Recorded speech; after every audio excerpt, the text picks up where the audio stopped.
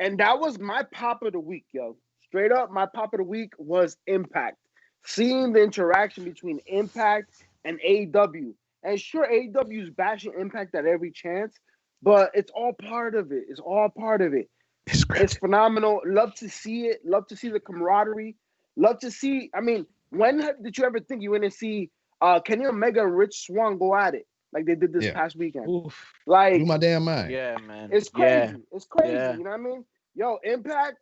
People We been are sleeping on there. Impact for a minute, and AEW. Kudos to you. I think it only helps both brands. I'll tell you right now, if they find a way to get the knockouts into AEW, it will help a lot in that department. Oh, They yeah. got that tournament coming up. You know what I'm And saying? then, you know, I think that's like, it's starting to be AEW's MO to highlight other talents to, you know, big up their product. But I mean, it's still beneficial to everybody rather than just themselves. Eats. Yeah. Because everybody eats. their women's division is not that of their own so much because they got the NWA champion there. And, you know, there's other talents vying for the NWA championship, not the AEW championship, but the NWA championship. And now another good point that you brought up, they got Dillons with Impact, and that could bring potentially the women's tag titles over that way to big up that division for them.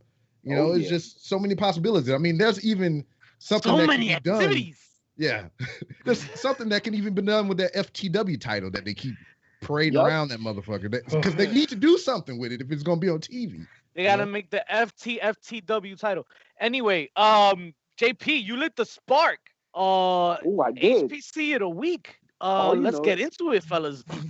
Talk to me. Let me jump in here real quick and just add in.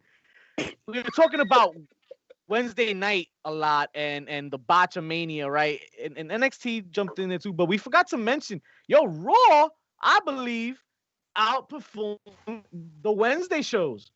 And Alexa Bliss and Randy Orton played a big part of that. Big pop for Randy's intro. I'm not amused. For the show. And then the Alexa Bliss, her new character she's showing, I see a little bit of Taker. I see a little bit of Orange Cassidy in there. I love what she's doing in there. How do you see Orange Cassidy? Like, she's walking around with her hands behind her back now, and in the match, during the match. Yeah, this was during the match. Pacing back and forth, and she looking at her, and then, like, kind of like, Orange Cassidy just stares at you and just waits until he's ready and shit. But then in the middle of the match, she's fighting. She sits up and shit. She starts giving that look like the Undertaker. Yeah. Like, she's channeling the eyes are in the back of the head, but I mean, she's like pacing and shit. Yeah. Big bump to Asuka. Nice good spot there. I like what I'm seeing here, and I enjoyed Raw more than AEW for sure. NXT, I'm more. I gotta catch up because it's more of a match quality thing, and I gotta pay attention, rewatch it a couple times. Boy, Tommaso Ciampa looked like a bag of trash. Wow! I actually like the fighter. That was crazy. The way they did him, I feel like. I'm just like I'm talking about visually. He looked like a bag of trash. Yeah, he looked like his hair. He looked grizzled. I don't know if he's even grizzled anymore. It's kind of it's gone into the borderline homelessness era. No, I think it adds to the lore that he was tired of the shit that Thatcher was, doing against him. It kept him up at night. He couldn't sleep. He was waiting for that match, and then he got pinned. He got tapped out on a cage. You know what I'm saying? Yeah. But I'm gonna tell you my heel of the week. My heel of the week is David motherfucking Krumholtz. Yes. The same dude that was in the Santa Claus, the same dude I met in the New York City subway, drunk as shit. He was living his best life, pretending to be Drew McIntyre. Ass crack and all, that shit was terrible, and he didn't give two damn. Crack kills. Yo, that was not the corniest segment of the year so far. Like, that shit, like, and I'm talking about, like, all of, like, the last 100 years. Like, it will just include them shits, too, because that shit was the corniest. It deserves a chair shot as well. Chair shot. Couple. Oh my god. But you don't got that on the soundboard, Rob. We gotta add that, the chair shot. David motherfucking Krumholtz was on the ropes like living his best life. Yo. It was awful, yo. Oh yeah, we got Danny in the chat as well saying Sami Zayn looked like a bag of trash too. Yeah. Yeah. Danny, you look like Sammy. I know Sammy giving me the Fidel Castro vibes, man. He got That's the what beard, the curly hair, the hair. He's all about the revolution. That's what he's at right now. You know what I mean? Remember, he was out in Israel, there doing the movement. Hey, kudos to him for being about his business, the people, the passion. But a haircut don't hurt. But then again, the Undertaker saying they're looking too pretty. So right. Don't get too pretty because you're gonna lose too. Yeah. So I guess Sami Zayn and daggone Ciampa on par. They good to go. They just need some coke habits and they're ready to go. Hey, Undertaker. And the wrestlers that they wear deodorant nowadays. Shit. Who giving Taker a chair shot though? Ooh, chair shot? Taker. That's a chair shot for being a dusty old man, yo. And he been getting those since WrestleMania 30 for me. So hey, shit. He could have been done at 27 with Triple H, but we ain't gonna talk about that. That's a whole nother guy. End of the day.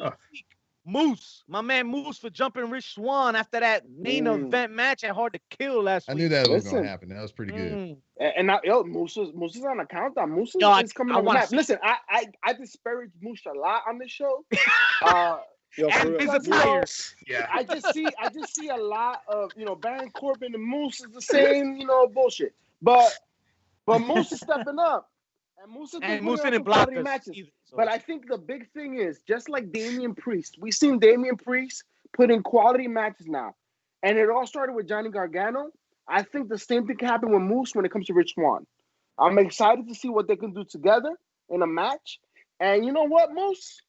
Main event picture, man. And I think he has the chops to make it happen.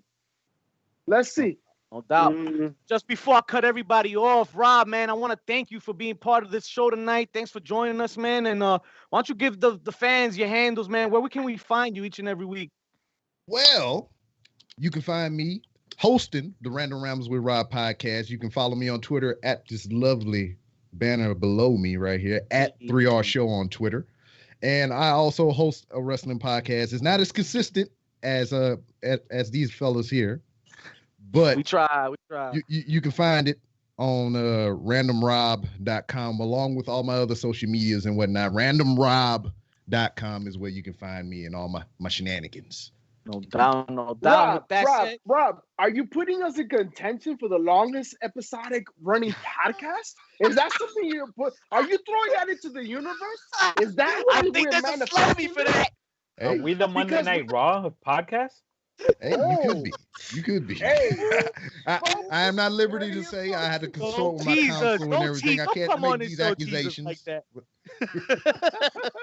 I just want to make it abundantly clear that I fucked up that graphic, and it's really episode 144. So yeah.